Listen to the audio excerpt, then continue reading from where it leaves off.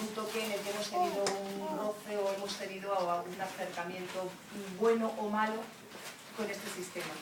Y bueno, Dani, le vamos a ceder a Lucía para que nos hable un poquito, como experta. Buenas tardes, muchas gracias a todos por estar aquí, gracias al Círculo de Bellas Artes por prestarnos su librería y también a la editorial por haber publicado este magnífico ejemplar, que bueno, es un libro que podríamos llamar reivindicativo, pero Luis Daniel, en vez de liarse a gritos, pues él, desde su capacidad como comunicador y como periodista, ha preferido escribir unas páginas con una serie de historias en las que nos va a poner a todos los pelos de punta y a través del cual nos quiere demostrar, como él mismo dice en sus páginas, que a la sanidad tenemos derecho a todo y que tarde o temprano es algo que cuando no lo necesitamos no nos damos cuenta de lo valioso que es, pero que tarde o temprano todos lo vamos a necesitar. Y además, más pronto todavía, generalmente nos solemos dar cuenta de lo que tenemos a nuestro alcance una vez que empieza a afectar a los que nos rodean, ¿no? A nuestros padres o a nuestros hijos.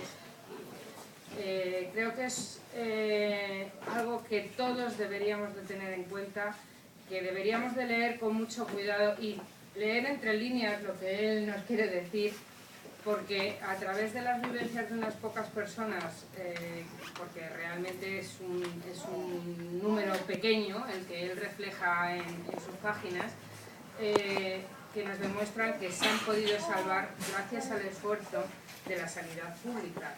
Y bueno, protesta por todo lo que nos está cayendo, porque parece mentira que en pleno siglo XXI, después de más de un siglo de haber conseguido una serie de beneficios para todas las personas al margen de nuestra raza, nuestro sexo o nuestro poder adquisitivo, pues lo vayamos a dejar que se lo lleve así el aire como si hubiera sido un vendaval, ¿no? Ya en el 1983 en España, fijaros que os estoy hablando de finales del siglo XIX, en España ya existía lo que se llamaba la primera comisión de reforma sanitaria. Esta reforma sanitaria se hizo durante un periodo de un gobierno conservador.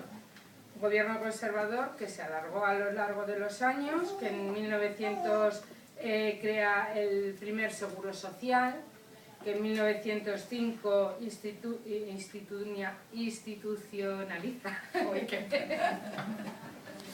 el Instituto de las Reformas Sociales. En 1919 crea el primer derecho obrero, el primer retiro obrero.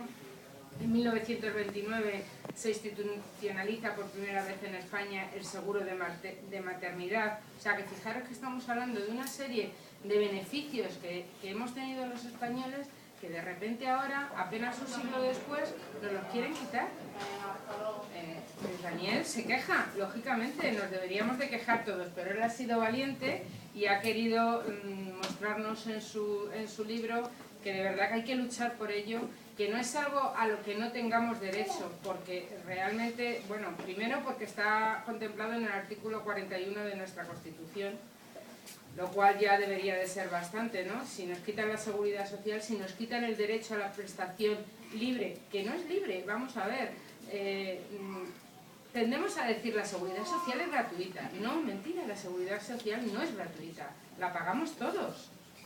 La pagamos todas. Solamente es gratuita para casos de extrema necesidad, gente que está comprobado que vive bajo el umbral de la pobreza, tiene derecho a la seguridad social. Una seguridad social que han contemplado ya países para emularnos, países que se supone que están mucho más avanzados. Obama, cuando vino a España, se preocupó personalmente del sistema sanitario español para implantarlo en su país. Sin embargo, nosotros, como siempre, vamos a contrapelo, a quitar lo que tenemos y a dar un paso atrás. Entonces yo creo que lo mejor es que escuchemos a Luis Daniel, que nos cuente exactamente los porqués, qué es lo que a él le incita a implicarse de manera, vamos, hasta el cuello en este proyecto, y que nos convenza que tenemos que, cada uno en la medida de sus necesidades y de sus posibilidades, de luchar por lo que ya tenemos.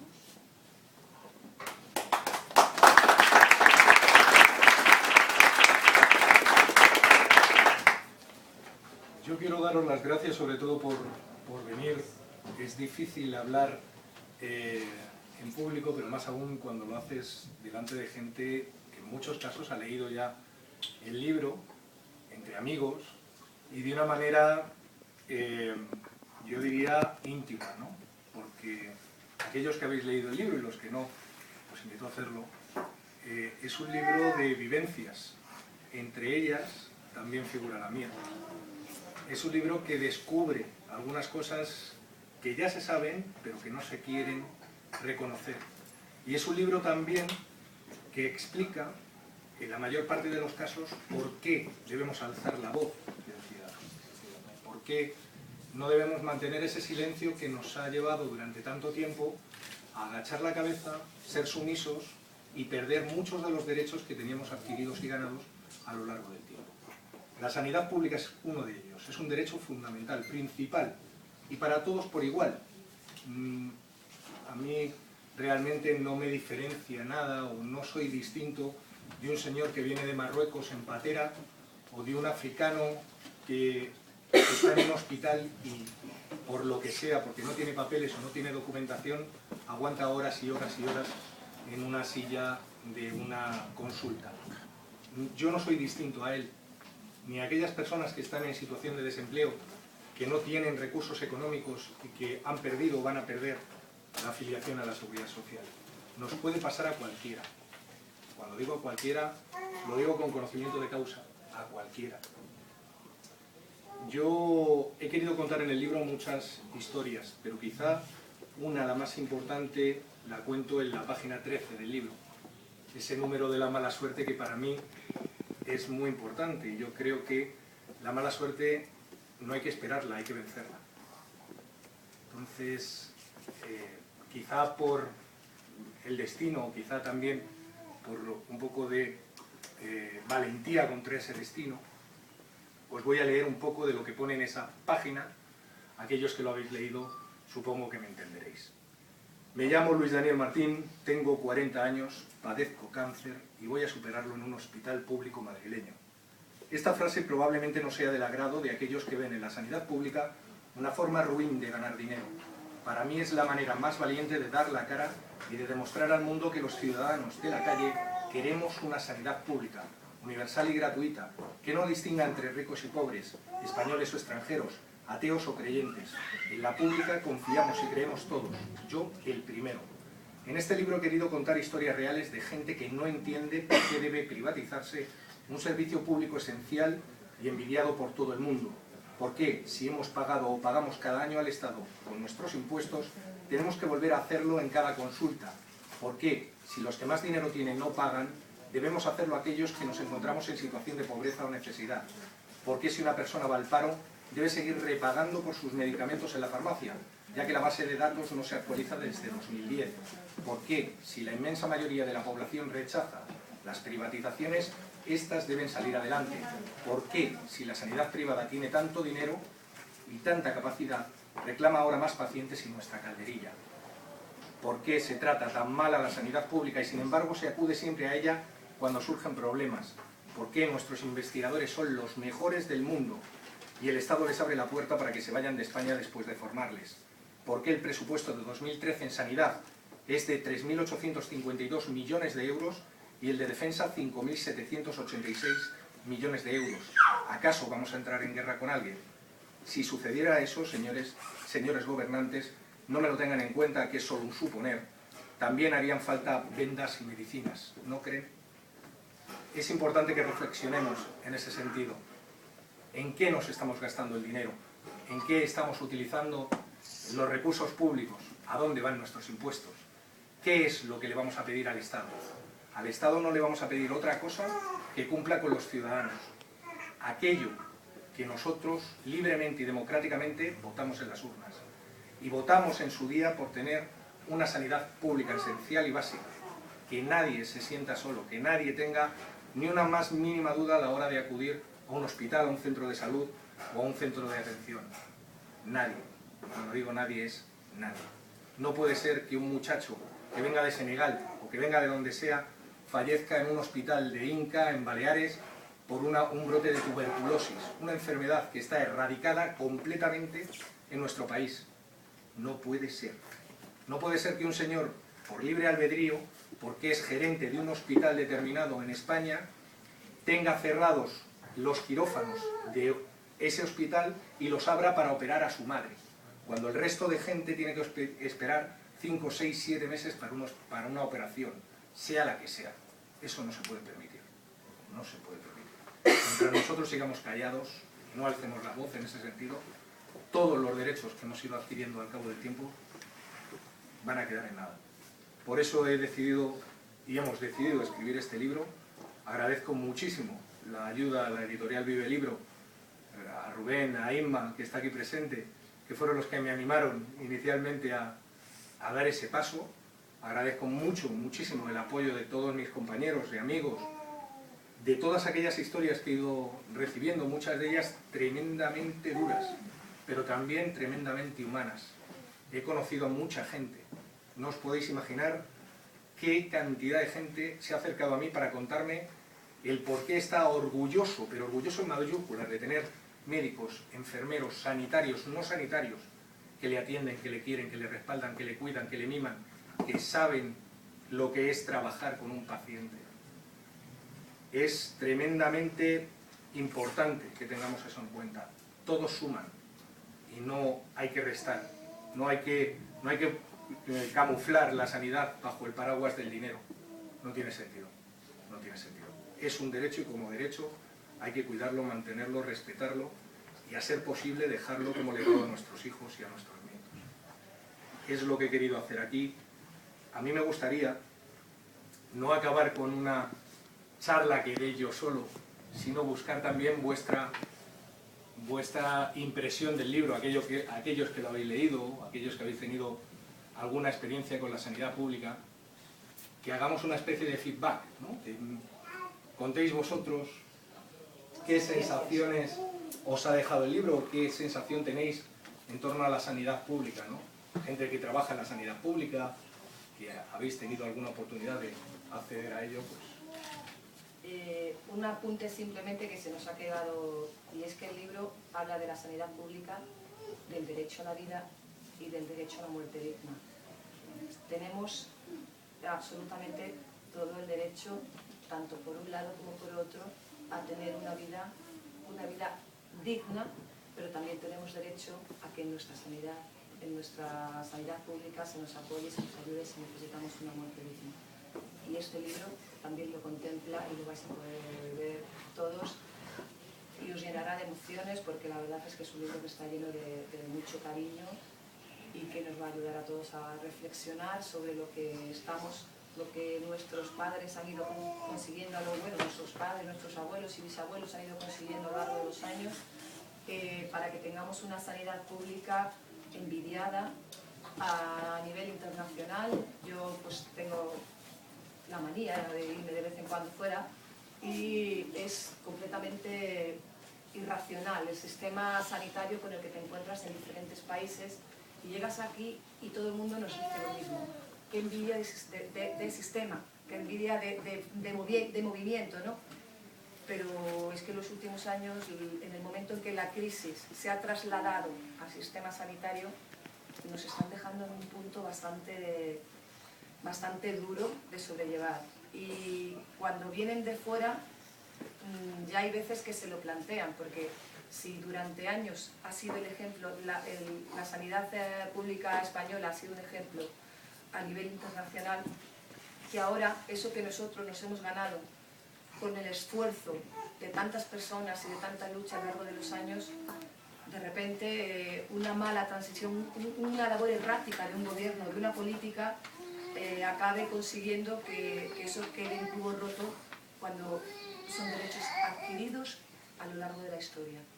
Y creo que por eso todos, absolutamente todos, debemos de levantar la voz, debemos de gritar y, si es necesario, vestirnos de blanco y salir a la calle y convertir las calles en una marea blanca en la que nuestra seguridad social pública siga siendo pública y sigamos teniendo los derechos que tanto les ha ido costando a nuestros antepasados ir consiguiendo. Es importante, uno de los detalles que dice Belén es importante. Nosotros no hemos hecho un libro político. Yo no he querido hacer un libro político. Durante muchos años he trabajado como periodista en áreas de política, tanto gobernando un partido mayoritario como gobernando otro. No soy político, no es un libro político, es un libro de ciudadanos, de trabajadores, es un libro de gente normal, de la calle, como vosotros, como yo. Cada uno cuenta sus historias. No nos pueden tachar de políticos o de un grupo reivindicativo que está intentando boicotear algo o romper algo establecido, no. Lo que queremos es que las cosas salgan bien, que se hagan bien, nada más. Lo han podido hacer mal muchos, lo han podido hacer bien también muchos, pero queremos que esas cosas que estaban bien sigan haciéndose bien y las cosas que están mal se mejoren. Nada más, es lo único que buscamos. Otra de las cosas que es importantísima, fundamental, yo creo, de este libro, tenemos que extraer muchas cosas, ¿no? El próximo domingo hay una marea blanca en Madrid, una movilización ciudadana, una movilización que no responde a intereses partidistas, responde a intereses particulares en la mayor parte de los casos. Hay determinadas asociaciones, fundaciones, sindicatos, grupos que están moviendo a gente para esa marea blanca, pero lo principal es que se mueva uno mismo, que uno mismo se levante por la mañana el próximo domingo y diga: voy a ir a esa marea blanca, voy a ir a esa concentración, creo que necesito proteger mis derechos. Eso es lo principal. No que nadie nos tenga que decir lo que tenemos que hacer. Quizá ese es el punto clave de este libro. Pues se admiten preguntas que él las responde. A mí me gustaría que nos comentases, aparte de la página 13, el caso que más te ha tocado. A mí hay un caso que me ha tocado de lleno, que me ha impactado.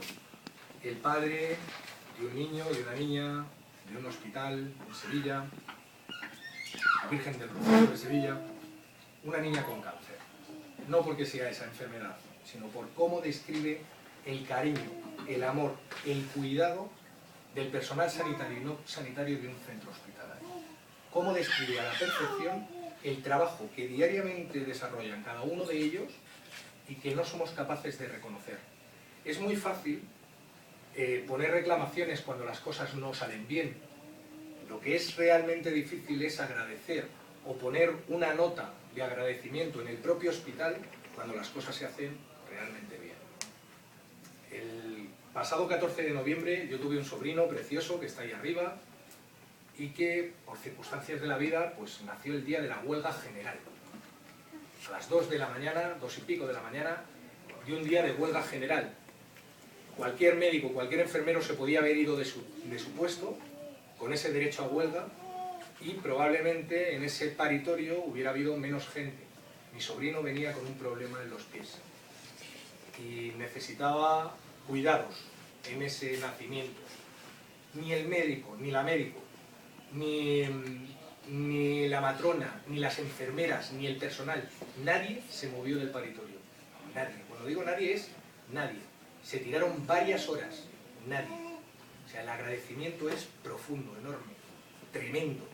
El cariño con el que trataron a mi hermana, a la familia, a mis padres, a mí, enorme, enorme. Yo te puedo asegurar que estoy tremendamente orgulloso de ese equipo, que podía ser cualquiera de cualquier hospital, no lo voy a nombrar porque creo que todos los hospitales madrileños y de España entera gozan de un enorme reconocimiento fuera de nuestras fronteras, dentro menos, y respondieron a la perfección. Eso es quizá lo que más me ha tocado del libro, la parte en la que se reconoce el trabajo de los profesionales que día a día cuidan de nosotros. Yo os puedo contar mi caso particular. Yo soy madre, tengo un niño de 14 años, pero hace 14 años pues yo tuve un embarazo, vamos, no de riesgo, de lujo. O sea, de estos que un día te enteras que estás embarazada y a los 9 meses te pones de parto. Pero yo, bueno, el día que me puse de parto, realmente no fue de parto, lo único que es que me quedé con una tensión, una temperatura corporal por debajo de los 35 grados, empecé a tiritar, me sentía muy mal. Yo realmente tenía previsto dar a luz en la Avenida América, ahora mismo en Nuestra Señora de Belén. Había estado siguiendo todo Nuestra Señora de Belén. Mi marido, cuando vio que yo estaba tan mal, que tiritaba y el niño del frío botaba, como ya estaba a punto de dar a luz, salía de contras al día siguiente, se notaba que estaba tiritando la criatura dentro de mi barriga. Mi marido, cuando me vio así de mal, no se lo planteó 2 veces. Dijo, a La Paz. Bueno, yo vivo en Hortaleza, de Hortaleza a La Paz hay 10 minutos. En esos 10 minutos mi temperatura subió de 35 grados a 39,5. Por el siguiente, el sufrimiento fetal de la criatura, ¿no? Y no tengo palabras para expresar el agradecimiento a la gente que salvó mi vida y la de mi hijo. O sea, cuando las personas que hemos planteado someternos a un tratamiento médico fuera de lo que es la institución de la seguridad social, en un momento dado nos planteamos que ante una situación de riesgo queremos ir a la seguridad social, es por algo. Es por algo. Si eso ahora nos lo quitan, ¿qué vamos a hacer? Cuando nos encontremos en una situación entre la vida y la muerte. En este caso ya no era mi vida, era la vida de un niño que tenía todo el derecho a nacer, ¿no? Hay casos en el libro que son tremendamente duros también. Estoy recordando ahora el caso de una persona a la que le tengo un cariño absoluto. Se llama Juana. Es la madre de Antonio Meño, un chico que estuvo 2 años en la calle, en la Plaza Jacinto Benavente, en Madrid, no en un país africano, en la calle en Madrid, sin que nadie se preocupara por él. Y cuando digo nadie es nadie. Los medios de comunicación que estábamos siguiéndole, que atendíamos a su madre, pero que tampoco estábamos día a día y las 24 horas con él. Ese chico falleció. Falleció en el hospital de Móstoles. Y la madre, de todo este proceso largo, duro, difícil, en el que entró su hijo después de una rinoplastia, una operación de cirugía estética en la nariz, en una clínica privada en Madrid, estuvo un montón de años en coma vegetativo. De todo eso, lo único que recuerda, fijaos bien, es el trato de los profesionales sanitarios del hospital de Móstoles. Es alucinante. Es alucinante. ¿Cuánto dolor no habrá tenido esa mujer que recuerde únicamente ese trato de los profesionales? Dice mucho, realmente, de la sanidad pública. Dice mucho. El trato varía, evidentemente. Si estás 2 años en la calle y nadie, ningún político, esos a los que pagamos todos, de los que nos preocupamos, ninguno fue a preocuparse por ella. A día de hoy esa mujer ha perdido un ojo. Tuvo un problema ocular y ha perdido un ojo. ¿Lo habéis visto en las noticias? ¿A que no? Ninguno. Nadie le ha llamado. Nadie. Le he llamado yo en muchas ocasiones y he hablado con ella. Y me he acercado a su casa a ver cómo estaba. Eso no lo debería hacer yo, lo debería hacer quien tiene poder para hacerlo. Creo que eso nos debe hacer reflexionar. Es importante. Yo tengo una pregunta. Esto, ahora mismo la privatización está pasando en Madrid, principalmente en Valencia, en Murcia también. ¿Qué ejemplos tienes o qué has visto, aparte que has puesto varios ejemplos de Castilla y León también, ¿no? ¿Qué va a pasar en el futuro? ¿Tú qué crees que va a pasar? ¿Esto se va a seguir? ¿Se va a extender la privatización? Mira, es complicado. Además, oyendo el sonido de los silbatos, que son los compañeros de la educación, que por cierto es fundamental, es decir, no vale de nada que nosotros formemos a médicos o que formemos a estudiantes si luego estos estudiantes se van a tener que marchar a trabajar fuera. Estamos formando a médicos para Alemania, que tampoco es que esté ofreciendo muchas cosas. Tú lo sabes bien, Inma, que hemos estado en Berlín. ¿Qué nos ofrecían en Berlín?